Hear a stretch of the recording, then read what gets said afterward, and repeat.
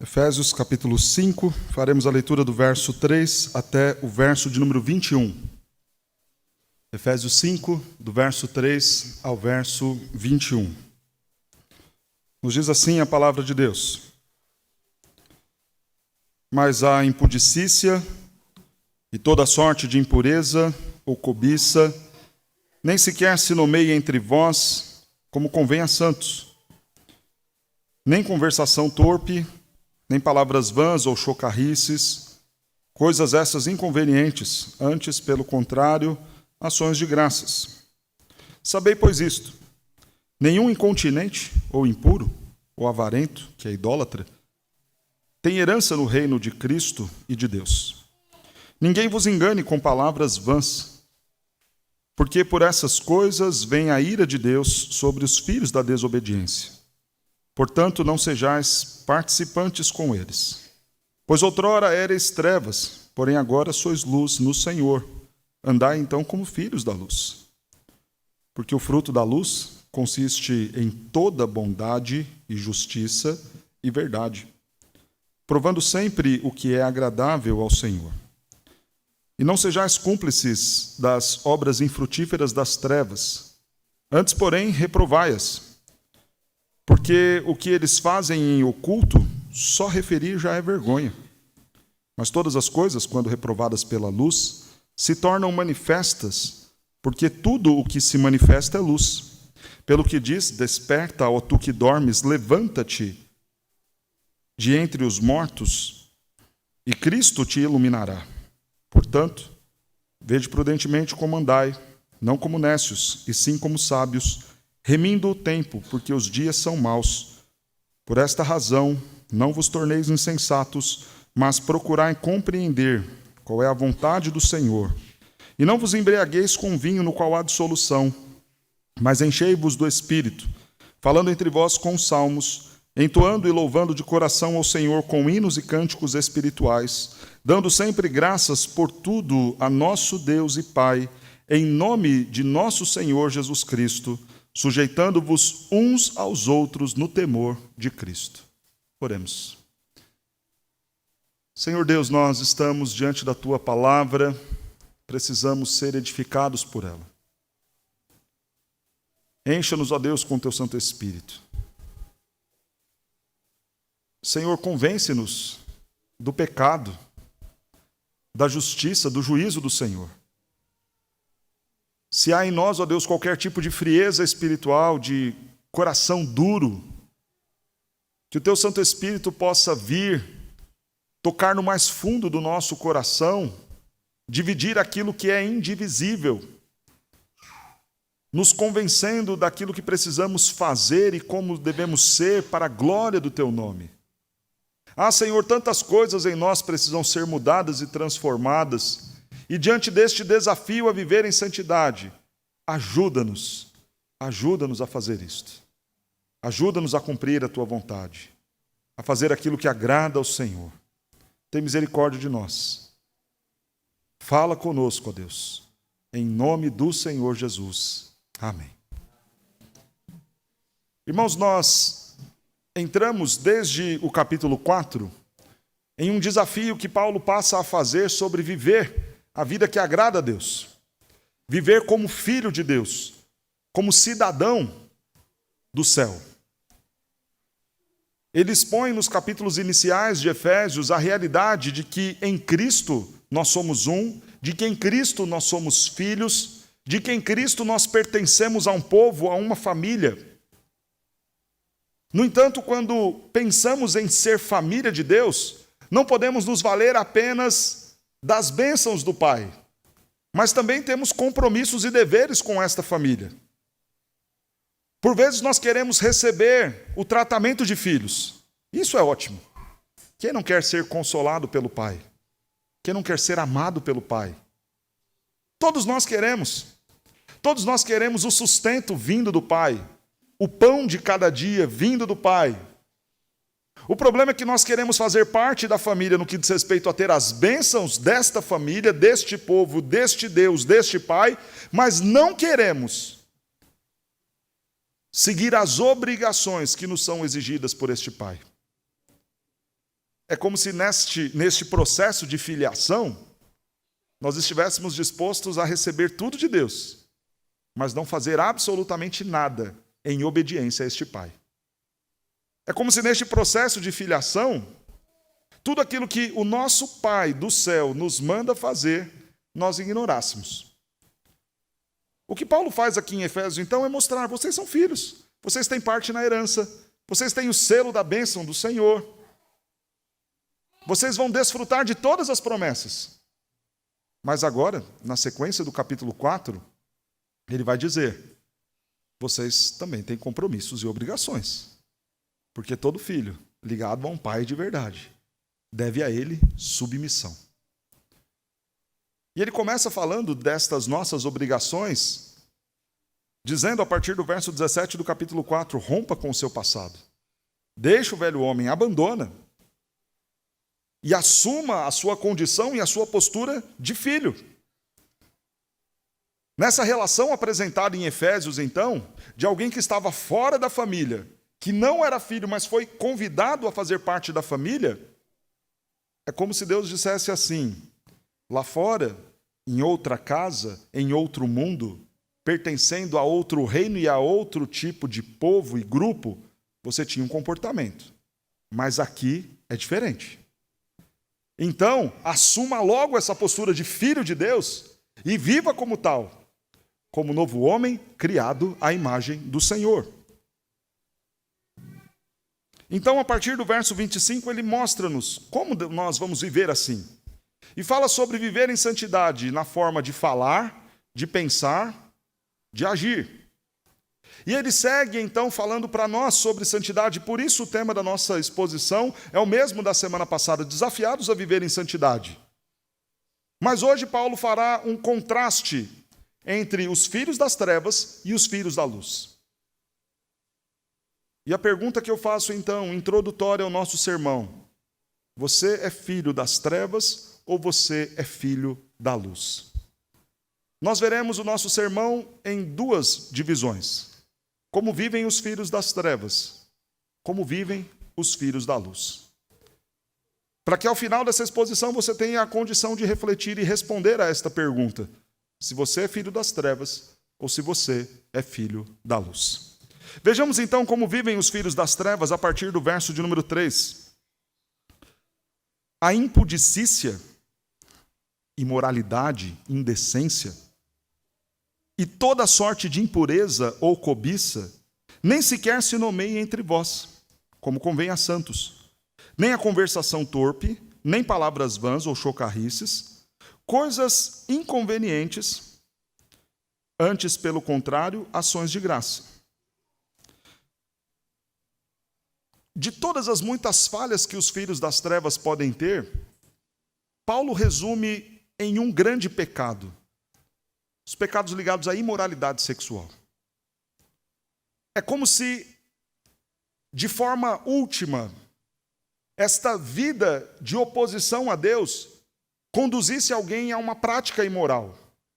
Como se talvez aquele fosse o estágio, o ápice deste distanciamento do Senhor, uma vida de imoralidade. Me parece fazer muito sentido isso.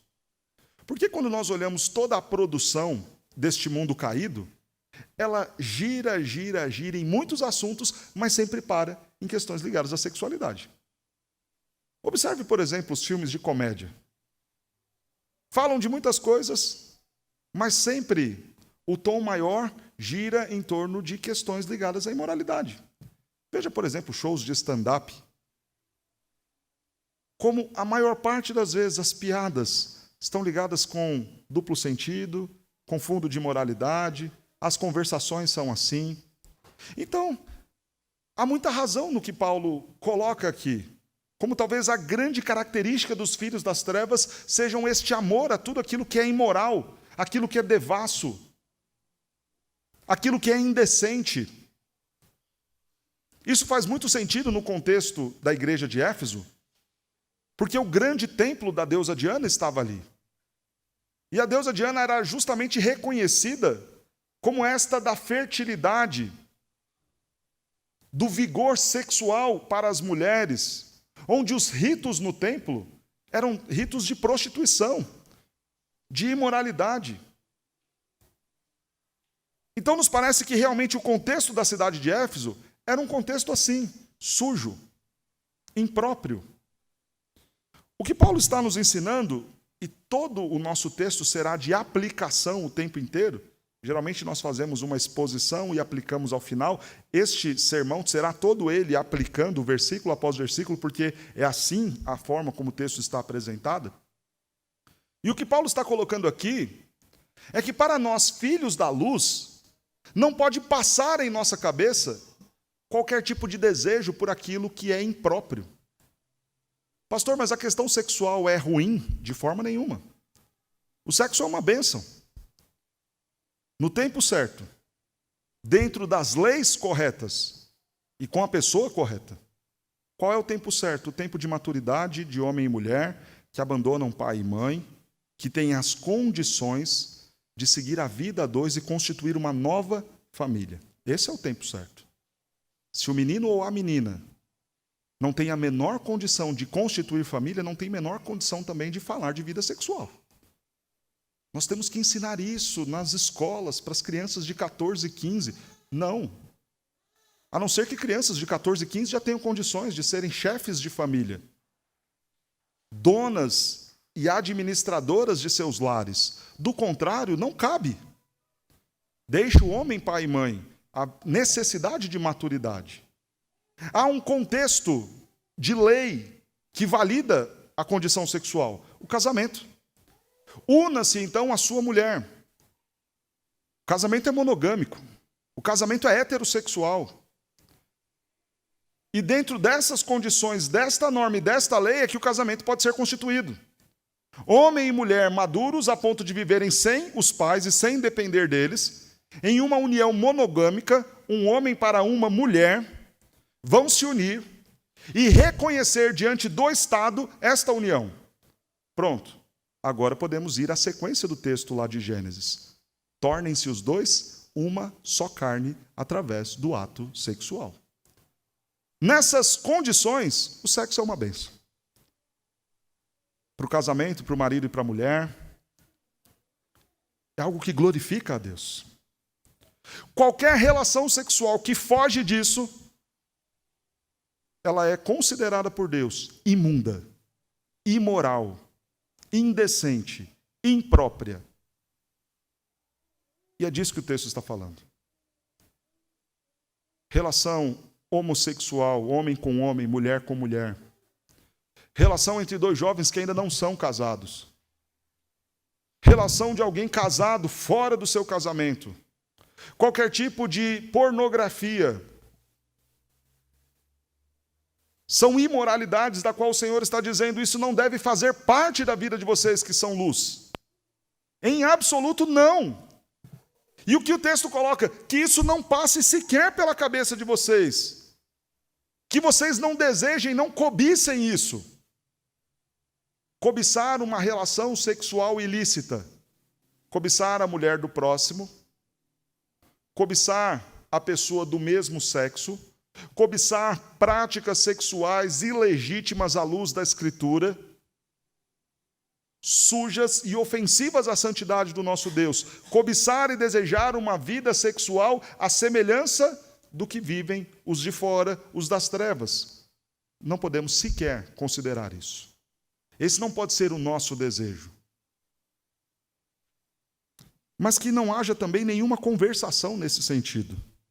Nem palavras vãs neste sentido, nem mesmo piadas, as chocarrices neste sentido. Essas coisas são inconvenientes. Por que isso não deve fazer parte das nossas conversações? Simples. Porque o casamento é este leito imaculado e é com a sua esposa ou com o seu marido que você vai conversar sobre a vida sexual. Porque não faz sentido considerar isso com qualquer outro de fora. Qualquer conversação neste sentido, fora do ambiente da vida conjugal, não faz menor sentido. É conversa vã, tola. E as muitas piadas de duplo sentido envolvendo as questões sexuais não são cabíveis, são inconvenientes. Irmãos, pensem comigo. Quantos de nós, por vezes, estamos em rodas de conversa onde o tom é totalmente imoral, sexual, com piadas de duplo sentido, onde se dá risada aqui e ali. Esse é o tipo de comportamento que Deus está falando, não tenhamos. Isso é coisa dos filhos das trevas. Falo aqui, irmãos, porque antes de ser pastor eu tive a oportunidade de trabalhar, fazer faculdade e conviver com não crentes. Os grupos de conversa entre os meninos de 18, de 20, 22 anos, não eram os mais santos. As rodas de conversa na faculdade, no horário de almoço entre os rapazes, não eram conversas sadias, mas todas elas com piadas, gracejos e risos ligadas às questões sexuais.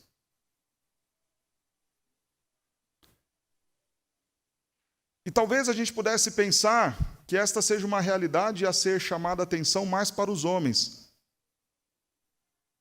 Mas quando eu começo a reparar a forma como o mundo mudou, de 10 anos em que eu deixei este ambiente para cá, me parece que isso tem sido muito próprio também às mulheres. Basta ver, por exemplo, muitos chás de bebê por aí, onde gracejos e piadas ligadas a questões sexuais estão escancaradas. Vejamos, irmãos, que isso não deve caber, não deve haver espaço para esse tipo de coisa em nossas vidas. Isso é comportamento dos filhos das trevas, não é comportamento dos filhos da luz. Significa dizer, irmãos, que aquele filme de comédia que só fala de baixaria, que aquela série na TV que tem um monte de mulher pelada, seminua, não deve fazer parte daquilo que nós vamos assistir. Que aquela peça de teatro, que aquele ator, que aquele comediante que só faz piada com cunho sexual, não devem ser o motivo do nosso riso. Não devem fazer parte das coisas que nós vamos nos servir. É conversa vã, é coisa inconveniente. Não devemos nos valer dessas coisas.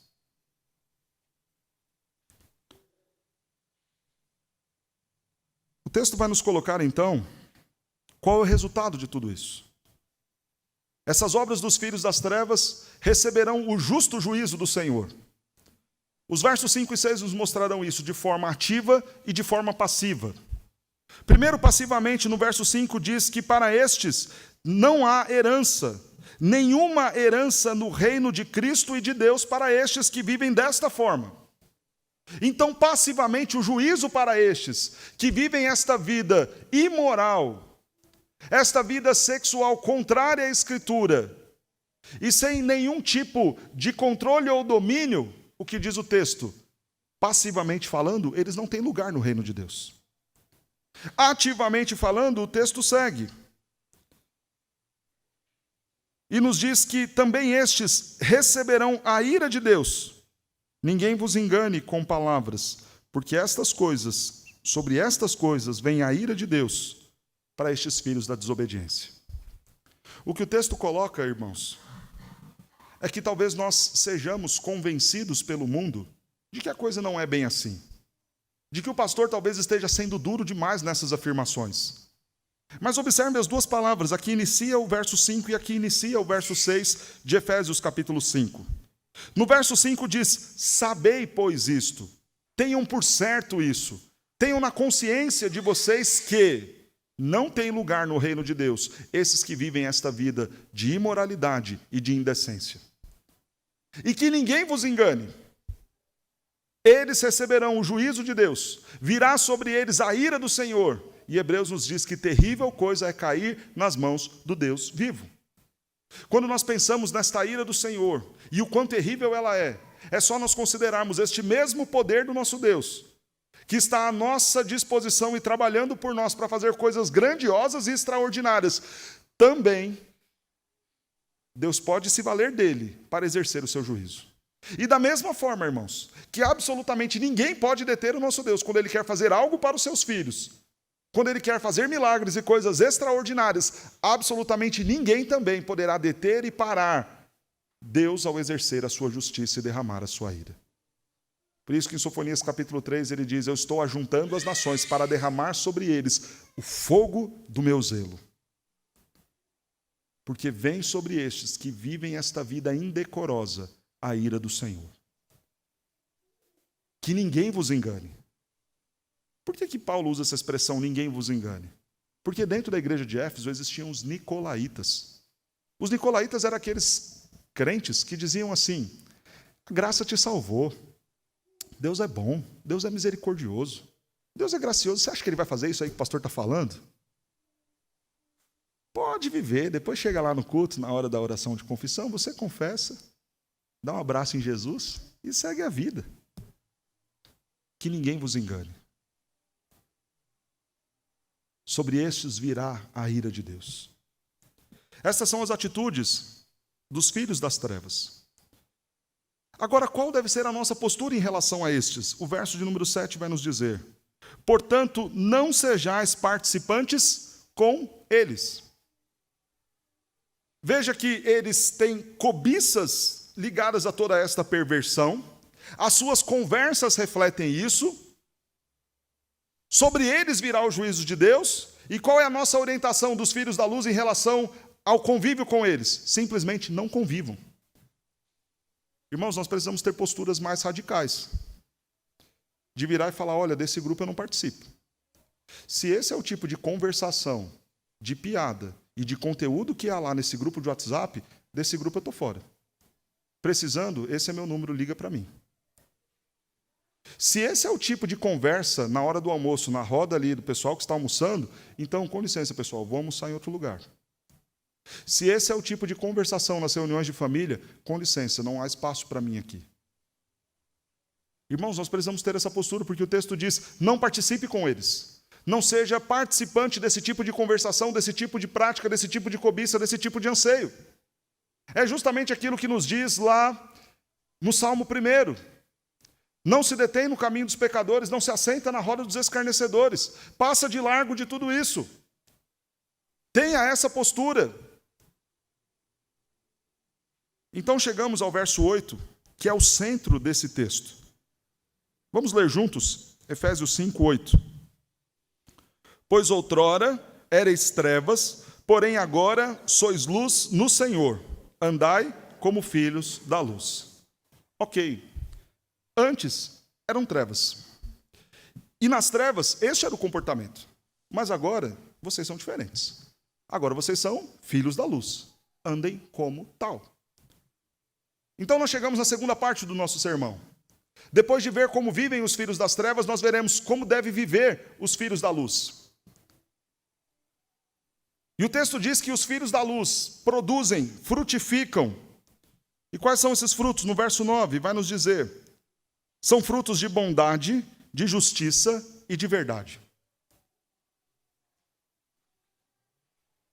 Agora, olha que interessante. Os filhos das trevas não produzem absolutamente nada. Não frutificam em nada. Não agradam ao Senhor em nada. Mas nós, pelo contrário, vamos frutificar, vamos produzir. E o que produzimos? Bondade, justiça e verdade. Se nós fôssemos pensar em toda a sequência agora, até o final do livro de Efésios, o que Paulo vai nos fazer é detalhar como é esta vida de bondade, justiça e verdade. Mas, em especial, até o verso 21, que é onde iremos hoje, Paulo vai nos deixar 4 formas como nós devemos viver, e assim, então, agradar ao Senhor. Preste muita atenção em como devem andar e viver os filhos da luz. Primeiro, provando sempre daquilo que é agradável ao Senhor. Verso de número 10, provando sempre o que é agradável. Qual é o anseio, o desejo e a cobiça dos filhos das trevas? As imoralidades, as muitas práticas sexuais que entristecem ao nosso Deus. É isso que eles querem, experimentar, ter prazeres. Esse é o tipo de comportamento do qual eles estão desejando ansiando. E o que o texto diz? Vocês precisam provar coisas diferentes. O que vocês devem desejar é aquilo que é agradável ao Senhor. Quantos são os jovens que querem viver uma vida sexual à semelhança do que vivem aqueles que estão lá fora? Quantos são os casados que querem viver uma vida sexual à semelhança dos jovens mundanos lá de fora? Esse tipo de vida e esse tipo de desejo não é aquilo que nós devemos ansiar, não é aquilo que a gente deve desejar, provar e experimentar. Mas nós devemos desejar provar e experimentar aquilo que é agradável ao Senhor. Que o meu desejo esteja sempre na minha esposa, que o meu desejo esteja sempre naquilo que agradará ao Senhor, na sua palavra, na vida de oração, na vida de santificação, naquilo que edifica, que transforma, que ajuda, que faz crescer, no alcançar o próximo, que isto seja aquilo que eu vou desejar, provar e experimentar na minha vida. Qualquer coisa que desagrada ao Senhor, que eu não venha desejar isto, que eu não venha desejar as riquezas deste mundo, os prazeres deste mundo, mas deseje tão somente aquilo que agrada ao Senhor. Os filhos da luz desejam as coisas certas. O que você anda desejando? Ambicionando. Precisamos desejar o que é certo, irmãos. Agora veja que o texto vai dizer que nós não apenas devemos desejar o certo, mas reprovar aquilo que é errado. E essa é a segunda forma como vivem os filhos da luz. Verso de número 11. E não sejais cúmplices das obras infrutíferas das trevas, antes, porém, reprovai-as. Porque o que eles fazem em oculto, o só referir já é vergonha. Mas em todas as coisas, quando reprovadas pela luz, se tornam manifestas, porque tudo que se manifesta é luz. Tudo que vem às claras foi jogado sobre ele a luz, e então conhecemos a verdade. O texto fala sobre nós não sermos cúmplices e nós reprovarmos. Muita atenção aqui. Às vezes a gente vira e fala, não, eu sou crente, eu prefiro não participar de certa conversa. Mas o texto está dizendo também que nós devemos reprovar isso. Falta em nós, por vezes, esta postura de reprovação. Talvez você que vai me ouvir agora pense que eu vou ser radical demais, xiita demais, fundamentalista demais, ou seja, qual o nome que você queira dar. Mas, irmãos, nós precisamos ter posturas mais sérias. Quando uma rede de streaming publica constantemente conteúdo de imoralidade contrário à Escritura, que blasfema contra o nosso Deus, e a gente participa, investe, banca isso, nós estamos sendo cúmplices e não estamos reprovando. Porque é com o seu dinheiro que essas produções são feitas. São com os seus recursos que todo esse tipo de blasfêmia, imundície e imoralidade são entregues nas casas de milhares e milhares. O que fazer? Cancela. Eu não apenas não concordo, eu não financio isso. Eu não apenas rejeito, eu vou trabalhar contra. No que depender do meu recurso, não vai ser nisso que eu vou colocar. Então alguns vão dizer, pastor, mas isso é uma posição muito radical. Entenda exatamente o que o texto está nos colocando. Por que Paulo está pedindo tudo isso para nós? Porque agora nós somos filhos de Deus, filhos da luz. Então pense que alguém deliberadamente vai trabalhar contra o seu pai. Traga isso para uma ideia terrena. Pensa aí na figura do seu pai que você ama, que você tem todo carinho por ele. E alguém decide trabalhar contra ele, ofendê-lo deliberadamente, entristecê-lo sem se preocupar com a opinião dele. E alguém precisa de recursos para isso. E você, como filho deste pai, vai lá e banca aquilo, pagando R$ 9,90 por mês, R$ 39,90 por mês. Agora veja se faz sentido isso. Nós devemos reprovar, irmãos. Devemos ter atitudes mais convictas. É contra o nosso Deus, é contra o meu pai, é contra a minha família, eu vou aceitar desse jeito? Não! Eu não apenas não concordo, eu reprovo, rejeito e não sou cúmplice. Se vai se manter, se vai continuar existindo, porque essa é a argumentação de todo mundo. Ah, pastor, mas você acha que você cancelando vai deixar... Claro que não vai. Porque os filhos das trevas são astutos. Porque este reino caído só será de uma vez por todas dominado na volta de Cristo. Mas com os meus recursos não será mantido. Pode ser mantido com o recurso de outros filhos das trevas. Mas com o meu, de forma nenhuma. Então, quando uma marca vai lá e coloca um tipo de família que nada tem a ver com a família da Escritura, e a gente financia isso como se nada fosse, nós estamos sendo cúmplices. O que fazer? Não compre. Irmãos, nós somos passionais demais em relação a isso. Fosse essa mesma marca publicar ali, porque pai de verdade é o marido de uma só mulher, para ver se os portões dessa empresa não estariam pichados no dia seguinte, para ver se os caminhões de produto não seriam saqueados a cada nova parada que fizessem nos portões. Fariam, porque os grupos de movimento LGBT fariam isso facilmente. Mas nós cristãos, vamos lá nas redes sociais e falamos, bobeira, besteira, vai deixar de comprar? Vou, porque eu não serei cúmplice. Querem fazer o que é errado? Façam. É o mundo caído, mas não com o meu recurso. Não com o meu dinheiro. Porque eu vou seguir aquilo que a Escritura diz, não seja cúmplice, mas reprove esse tipo de postura, que vai contra o Senhor, que valoriza todo tipo de imoralidade, todo tipo de obscenidade, todo tipo de coisa que ofende a santidade do nosso Deus. Precisamos ter a postura de filhos da luz e trabalhar e viver como filhos da luz.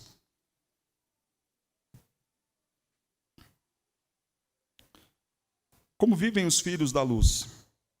Terceiro, nós vimos que eles sempre querem provar o que agrada a Deus, que eles reprovam aquilo que é das trevas. E terceiro, eles vão viver sempre sabiamente. Verso 15 em diante.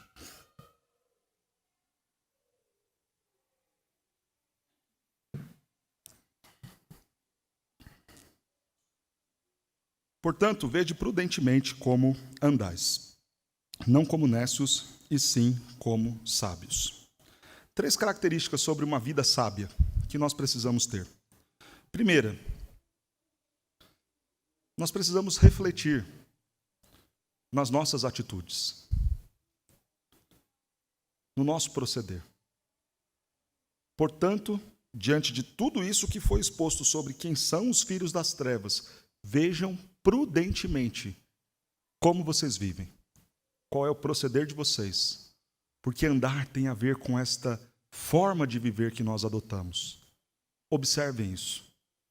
Toda pessoa sábia é aquela que, de tempos em tempos, a não dizer diariamente, para refletir sobre as suas atitudes.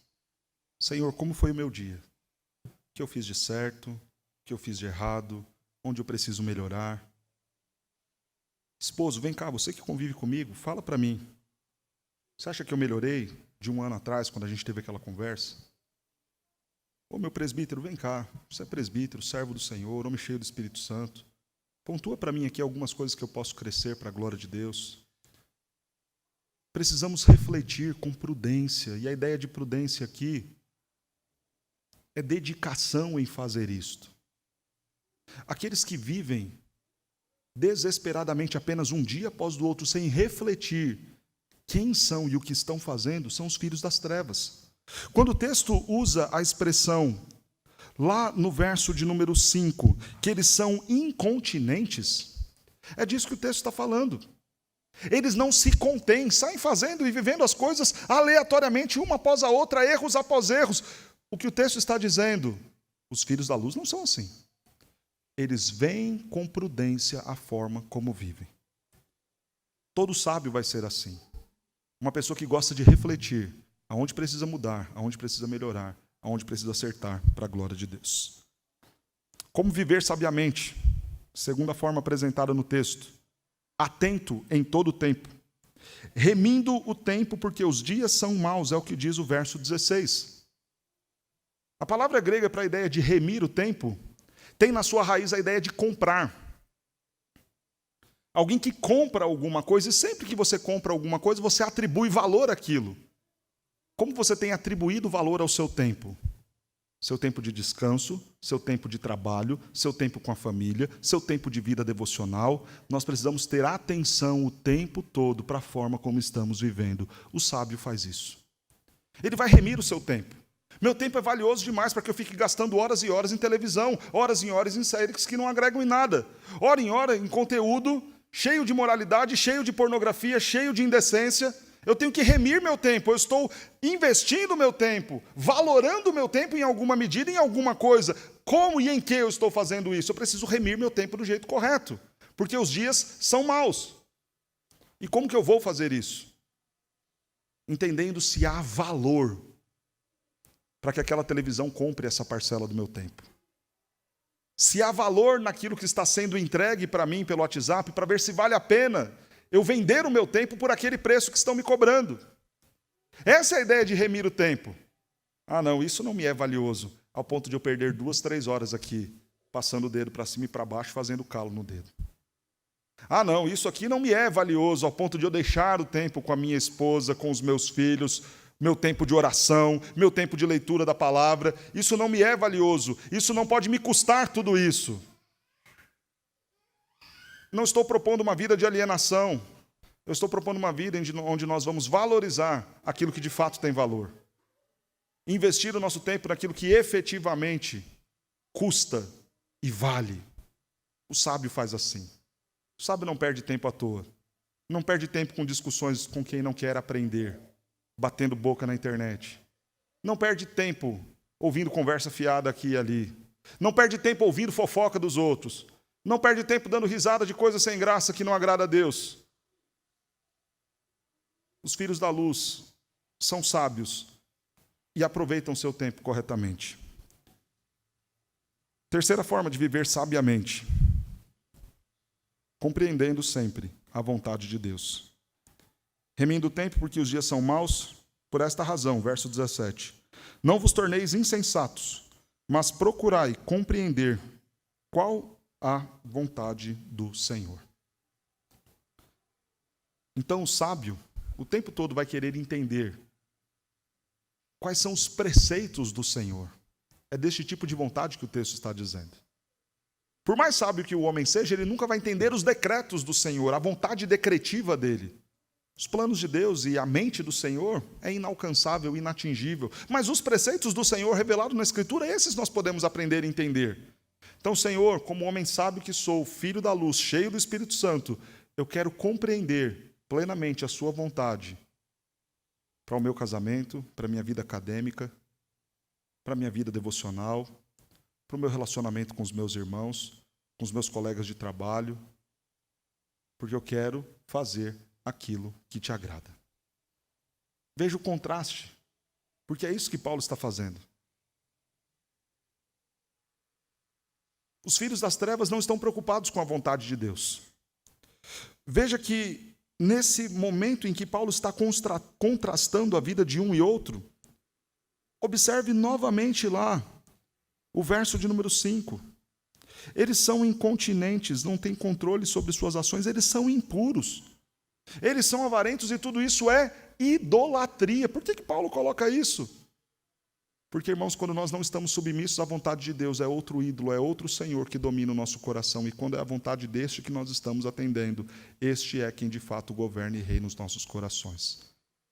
Talvez esteja um ídolo reinando no seu coração, que vai trabalhar sempre em oposição a compreender a vontade do Senhor. Mas o homem sábio busca compreender esta vontade do nosso Deus. Como vivem os filhos da luz? Vamos colocar em pé agora, e eu quero convidar você a ler comigo o verso 18.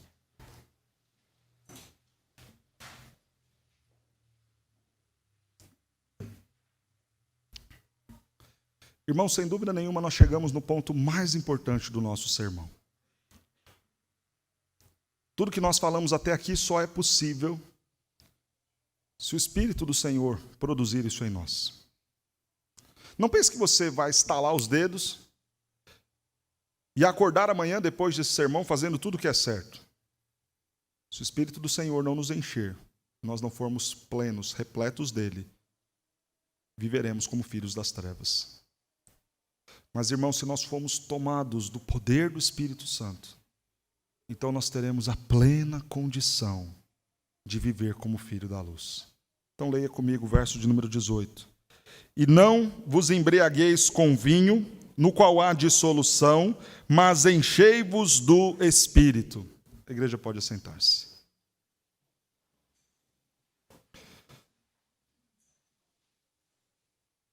O texto não está falando de bebida alcoólica, não é o grande tema aqui.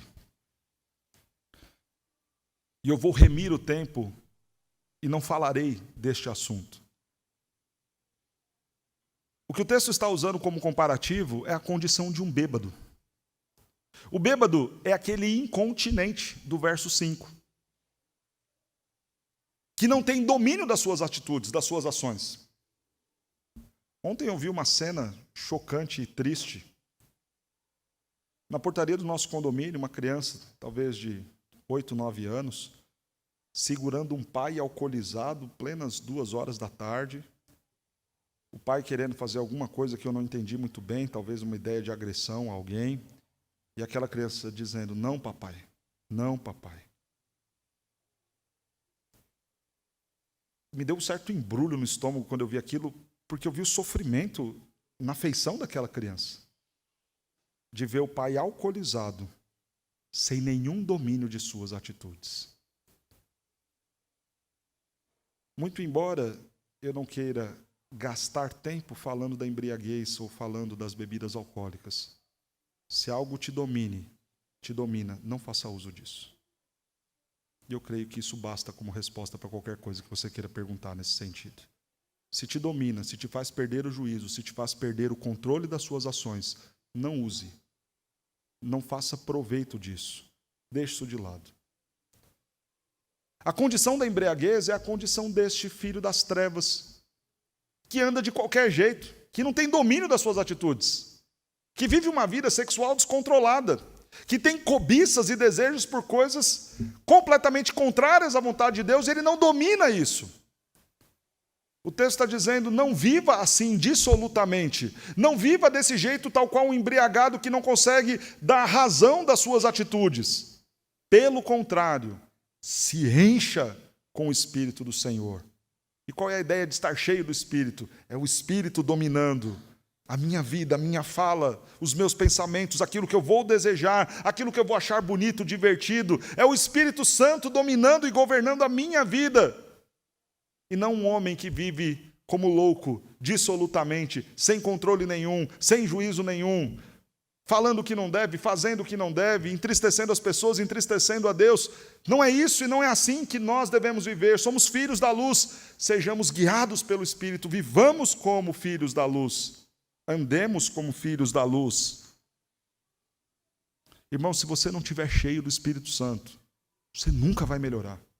Você nunca vai mudar. Irmãos, pastor aconselha muitas pessoas. Pessoas que travam sérios problemas e lutas com o pecado. Muitos que querem mudar. Que falam, pastor, olha, eu preciso, eu reconheço, eu sei que eu estou errado, eu sei que eu não estou fazendo o que agrada a Deus, mas eu não consigo. Presta atenção, você que está me ouvindo agora. Só tem um jeito da gente vencer o pecado, se o Espírito Santo dominar nossas vidas. E talvez a grande pergunta que você me faça agora é, pastor, como que eu vou ser cheio do Espírito? E nós veremos a resposta para isso então agora no texto. Como que você vai ser cheio do Espírito Santo e ter sua vida transformada? Preste atenção. Primeiro, falando entre vós com salmos. Paulo está fazendo um contraste, filho das trevas e filhos da luz. Qual é a conversação do filho das trevas? Tudo quanto que é tipo de imoralidade, piada de duplo sentido, coisas vãs, que não constroem nada, que não agregam nada. O verso 7 falou para a gente fazer o que em relação a estes? Não conviver com eles. Sai dessa roda de conversa, sai desse grupo de WhatsApp, larga a mão dessas pessoas. Em contrapartida, o que você vai fazer? Andar com pessoas com quem entre vós vocês vão conseguir conversar das coisas de Deus. Essa é a primeira dica do texto para a gente ser cheio do Espírito Santo. Encontra gente crente e tenha amizade com essas pessoas. Que no momento das conversas de vocês, num churrasco, num lazer, num domingo à tarde, a conversa vai ser conversa que edifica. O papo vai ser falar entre nós com salmos, com hinos, com cânticos espirituais, com as coisas belas da Escritura. Quando nós nos cercamos de pessoas assim, nós começamos a viver esta vida cheia do Espírito Santo. A gente brinca e fala que existe um efeito acampamento, né? O pessoal vai no acampamento, fica 1, 2, 3 dias. E aí, naquele último dia do acampamento, é sempre assim. Você toca alegria, está no coração, em Mi maior, Lá e Si. E as pessoas choram. Oh, Senhor, eu estou alegre, alegria no meu coração. Eu conheço Jesus, aleluia, aleluia. E as pessoas falam, mas por que no acampamento isso acontece? Sabe por quê? Porque você fica ali 3 dias, falando entre vós com salmos e hinos e cânticos espirituais. É a conversa que você tem na hora do chazinho, é a conversa que você vai ter na beira da piscina, é a conversa que você vai ter lá no campo de futebol, com pessoas santas que estão falando de Deus, que estão falando da Escritura. Irmãos, não tem como não ficar cheio do Espírito Santo. O problema é que a gente só vive isso em 3 dias de acampamento, o resto vive de qualquer jeito. Mas não pode ser assim, nós somos filhos da luz. Precisamos selecionar melhor nossas amizades, nossas conversações. Então, peraí, se esse é o ambiente lá na minha família, então posso até passar lá, deixar um presentinho, dar um abraço, cumprimentar, buscar saber como estão as coisas, mas me assentar para aquele tipo de conversa de imoralidade, de indecência, que nada tem a ver com falar em salmos e hinos e cânticos espirituais, estou fora. Como que eu vou ser cheio do Espírito Santo? O texto fala e segue. Nós precisamos viver uma vida de adoração ao Senhor. Entoando e louvando de coração ao Senhor com hinos e cânticos. Irmãos, nós temos que ter prazer em vir à igreja. Você não vai ser cheio do Espírito se você não tiver prazer em adorar ao Senhor, em cultuar. O culto é o momento que você vai render glórias e louvores ao nome do nosso Deus. Ser cheio do Espírito Santo não é um processo que você vai ficar em casa dormindo e achar que vai acordar no outro dia cheio do Espírito Santo com a vida transformada. Procure boas amizades que vão edificar a sua vida e vai para a igreja adorar o Senhor. Comece a ter culto dentro da sua casa, a adorar a Deus, a louvar ao Senhor. Pegue um instrumento, liga um cântico lá no YouTube e comece a louvar ao Senhor e faça isso com seus filhos. Irmãos, o ambiente vai ser diferente na sua casa. E comece a valorizar o tempo na sua igreja de adoração, de culto ao Senhor. E aí você vai ser cheio do Espírito Santo. E o texto segue, irmãos, e fala como nós vamos ser cheios do Espírito Santo. Verso 20. Dando sempre graças por tudo a nosso Deus Pai. Observe mais uma vez essa ideia de contraste que Paulo está fazendo. No verso de número 4, Paulo fala que a conversação deles, dos filhos das trevas, não edifica, não produz, não frutifica, é imoral, entristece a Deus. E veja o que Paulo fala no final do verso 4, pelo contrário, que saia da vossa boca ações de graças. E agora falando de ser cheio do Espírito Santo no verso 20, o que Paulo fala? Dando sempre graças. Porque a forma como a gente combate e luta contra a imoralidade é tendo um coração grato ao Senhor. Irmãos, quando nós damos as costas para a vida santa que Deus propõe para nós, nós estamos falando, Senhor, não é isso que eu quero para mim. E eu quero ilustrar isso da forma que aconteceu com Adão e Eva. Quando Adão e Eva foram até o fruto do qual Deus havia proibido que eles fossem e comessem, entre muitas outras coisas que estavam ali envolvendo o pecado deles, havia também a ingratidão. Deus tinha dado todas as outras árvores do jardim. Tinha dado domínio sobre todos os animais. Deus tinha plena comunhão com eles e diariamente, na viração do dia, ia e conversava e tinha comunhão com eles. Quando eles decidiram comer do fruto que Deus proibiu, o que eles estão falando? Senhor, nós não estamos satisfeitos com todas as outras muitas diversidades de árvores e frutos que o Senhor nos deu. Nós queremos aquele que o Senhor disse para nós não comermos.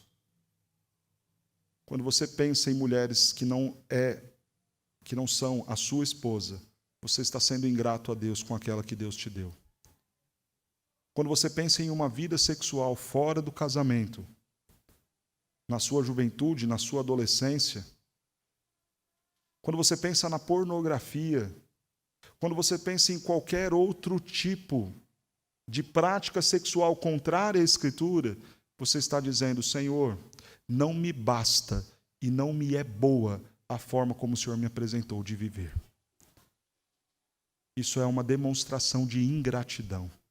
Mas quando eu começo a dar graças a Deus e ver tanta coisa boa que eu tenho, as proibições ligadas à área sexual não me parecem ser difíceis demais. Porque eu sou muito grato a Deus pela esposa que eu tenho. Eu sou muito grato a Deus por poder louvá-lo, adorá-lo, por poder servi-lo na igreja, por poder ser pai de um filho dele. Porque eu sou muito grato a Deus pelos meus irmãos em Cristo, pela comida que está no meu prato. Então não há necessidade de eu buscar satisfação e prazer fora das muitas coisas boas que o Senhor já me deu. Quando a gente começa a dar graças, irmãos, o nosso coração é repleto da alegria do Senhor. E nós seremos cheios do Espírito Santo. Como ser cheio do Espírito Santo? E o verso 21 encerra a nossa exposição desta noite. Sujeitando-vos uns aos outros no temor de Cristo. O que é essa sujeição? É a minha capacidade de me submeter ao meu irmão, de servir ao meu irmão. Você não vai ser cheio do Espírito Santo só entrando e saindo de dentro da igreja. Você vai ser cheio do Espírito Santo quando você estiver disposto a ensinar alguém, a amar alguém, a cuidar de alguém, a servir alguém. Então, quando isso começa a acontecer, Deus vai fazendo coisas extraordinárias. Eu vejo muitas pessoas aqui que servem esta igreja com muita aptidão, com muito afinco, com muita alegria. E eu pergunto a vocês que estão nessa boa condição e disponibilidade, porque eu sei também que alguns não fazem porque não podem, não têm tempo, mas aqueles que têm tido a graça de poder servir abundantemente, quantas vezes, irmãos, nós não somos fortalecidos justamente por este ato de servir? Quantas vezes a nossa vida não é repleta da alegria do Senhor porque a gente decidiu levar isso a sério? E tocar, e cantar, e trabalhar na tesouraria, na limpeza, na zeladoria da igreja, no trabalho com as mulheres, com as crianças. E você, de repente, pegar um dia que você estava mal, que você estava triste, que você estava seco, mas aí, de repente, você encontrou os seus irmãos em Cristo, você serviu a eles, e no final você viu que foi tremendamente usado por Deus para edificar pessoas, para abençoar pessoas, e o seu coração voltou a se alegrar, a se encher de riso. Ah, irmãos, como eu experimento isso a cada dia, convivendo com vocês, e como isso me enche do Espírito Santo do Senhor. Irmãos, nós precisamos nos dispor a servir. E quando a gente faz isso, a gente é cheio e repleto do Espírito. Eu quero repetir, como nós somos cheios do Espírito Santo? Encontre pessoas com quem as suas conversas serão edificantes. Que sejam esses os seus amigos. Que seja esse o bate-papo de vocês, no grupo de WhatsApp, no churrasco, na pizza depois do culto. Coisas que edificam. Falem da Bíblia. Vai cultuar e adorar ao Senhor. Participa dessa vida ativa da igreja, adorando e bendizendo o nome do Senhor. Você vai ser cheio do Espírito Santo. Dê sempre graça a Deus. Para de reclamar, de murmurar, de desejar as coisas que Deus não quer para você e comece a ter prazer naquilo que Deus já te deu e você vai ser cheio do Espírito Santo. Comece a se sujeitar ao seu irmão e servir ao seu irmão e você vai ser cheio do Espírito Santo.